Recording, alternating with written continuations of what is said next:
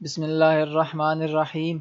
آج کی اس ویڈیو میں انشاءاللہ دستاویزات کی وصولی کا طریقہ کار بتایا جائے گا کہ جو طالب علم اپنی دستاویزات مدرسے سے وصول کر لیتے ہیں تو ان کا ریکارڈ سافٹ ویئر میں کیسے لکھا جائے گا۔ تو دیکھیں یہ لکھا ہے نیا اندراج کے تحت آتا ہے دستاویز کی وصولی۔ تو آپ یہاں پہ کلک کریں گے تو آپ کے سامنے ایک نئی ونڈو اوپن ہوگی۔ اب آپ نے اس طالب علم کا نام لکھنا ہے جو دستاویز وصول کرنے کے لیے آپ کے پاس آیا ہے۔ مثال کے طور پر میں لکھ لیتا ہوں نعیم۔ آپ 2 یا 3 الفاظ لکھیں گے تو خود بہت نام شو ہو جائے گا انشاءاللہ تعالی۔ نعیم لکھا تو دیکھیں اس کا نام سامنے آ گیا۔ اب اس پر آپ کلک کریں گے۔ اب آپ نے یہاں پر وہ تاریخ منتخب کرنی ہے جس تاریخ کو وہ طالب علم آ کر اپنی دستاویز وصول کر رہا ہے۔ تو یہاں پر چونکہ 11 تاریخ ہے 2025 جنوری کی، تو یہاں پر سلیکٹ کر لیتے ہیں۔ اب درجہ کون سا، کہ اب وہ کس درجے کی سند وصول کر رہا ہے۔ مثال کے طور پر نعیم ہے، وہ آپ کے مدرسے میں 2021 سے پڑھ رہا ہے، تو آپ نے یہاں پر وہ سند لکھنی ہے جس سند کی سند وہ وصول کر رہا ہے۔ مثال کے طور پر ابھی 2025 ہے اور 1400 سال 1446 ہے، اور وہ آپ کے مدرسے میں درجہ سادسہ یا درجہ دور حدیث میں پڑھ رہا ہے، لیکن ابھی اس کو سند جو چاہیے وہ درجہ ثانیہ کی چاہیے۔ تو اب آپ نے یہاں اس درجے والی جگہ پر وہ درجہ لکھنا ہے کہ جس درجے کی سند وہ لینے آیا ہے۔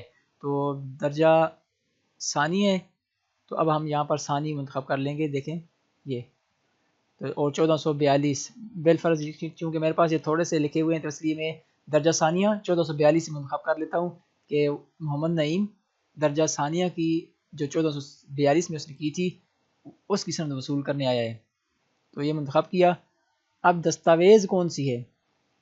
دستاویز اب دیکھیں یہاں پر یہ چند ہے: وفاق کی سند ہے، جامعہ کی سند ہے، کشف درجات ہے، مدرسہ چھوڑنے کی سند ہے، سند کردار ہے، اور تاریخ پیدائش ہے۔ یہ تو کچھ ڈیفالٹ یعنی مدرسے سافٹ ویئر پہلے سے خود موجود ہیں، لیکن اگر کوئی مدرسہ خود سے کوئی چیز اس میں ایڈ کرنا چاہے تو وہ یہاں سے ایڈ کر سکتے ہیں۔ دیکھیں یہ نشان آتا ہے ایڈٹ لسٹ آئٹمز۔ دیکھیں دوبارہ چیک کرتے ہیں، اس تیر پر کلک کریں گے تو تیر پر کلک کرنے کے ساتھ یہاں ایک آخر میں ایک چھوٹا سا نشان بناتا ہے، تو اس پر آپ کلک کریں گے تو یہ ایک اور چھوٹی سی ونڈو اوپن ہوگی۔ تو یہاں پر آپ کچھ بھی لکھ سکتے ہیں جو چیز وہ وصول کرنے ہے۔ مثال کے طور پر یہاں پر 7 نمبر ہم لکھتے ہیں رجسٹریشن کارڈ، رجسٹریشن کارڈ۔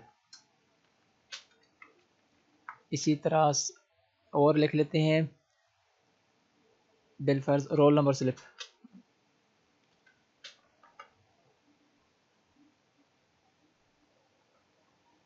یہ جب لکھ لیں تو اب یہاں پر محفوظ اور بند کر دیں۔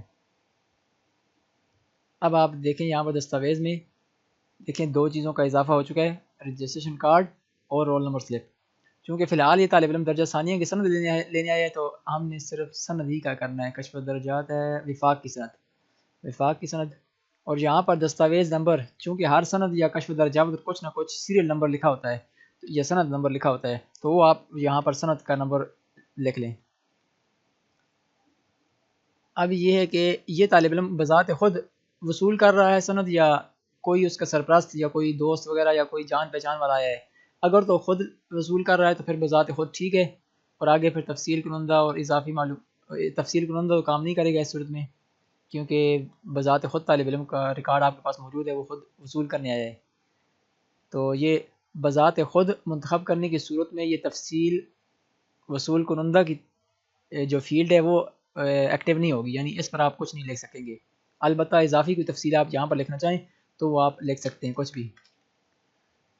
اور دوسری آپشن یہ ہے کوئی اور۔ جب آپ کوئی اور پر کلک کریں گے تو اس کا مطلب ہے طالب علم کا کوئی سرپرست آیا ہے یا کوئی اور جان پہچان والا وصول کرنے آیا ہے سند کو، تو آپ یہاں پر کوئی اور پر منتخب کریں گے۔ اب یہ تفصیل کنندہ والی جو فیلڈ ہے وہ کام کرے گی۔ اب آپ یہاں پر لکھ سکتے ہیں کہ نعیم کا چچا، یہ میں مثال کے طور پر لکھ رہا ہوں، تو وہ وصول کرنے آئے ہیں۔ اب یہاں پر اس کے چچا کے حوالے سے یا کوئی بھی اور مزید تفصیل لکھنا چاہیں تو آپ یہاں پر لکھ سکتے ہیں۔ جب یہ لکھ لیں تو یہاں پر محفوظ اور بند کر دیں، تو اس طرح نعیم کے جو ریکارڈ ہے وہ آپ کے پاس محفوظ ہو جائے گا۔ بالفرض اگر کچھ عرصے بعد نعیم دوبارہ کہتا ہے کہ میں نے سند موصول نہیں کی، اگر حالانکہ اس سے گم ہو چکی ہے، لیکن اب وہ کہہ رہا ہے کہ مدرسے والے کسی طرح اس کو ایک اور سند دیں، اور بہانہ یہ کر رہا ہے کہ اس نے سند موصول ہی نہیں کی ہے، تو اب یہاں پر آپ دوبارہ اس کا ریکارڈ چیک کر سکتے ہیں۔ دیکھیں نعیم لکھتا ہوں، تو جیسے ہی نعیم لکھا تو دیکھیں اس کا یہ ریکارڈ پہلے سے موجود تھا، تو یہ اس کے پاس آ گیا۔ تو اب آپ نعیم کو بتا سکتے ہیں کہ آپ نے 11 جنوری 2025 کو درجہ ثانیہ کی سند موصول کر لی تھی، اور آپ کے چچا نے یہ موصول کی ہے۔ تو اس طرح آپ کوئی بھی ریکارڈ اس میں ایڈ کر سکتے ہیں، اور جب سے ریکارڈ ایڈ کر لیں تو یہاں پر محفوظ اور بند کریں۔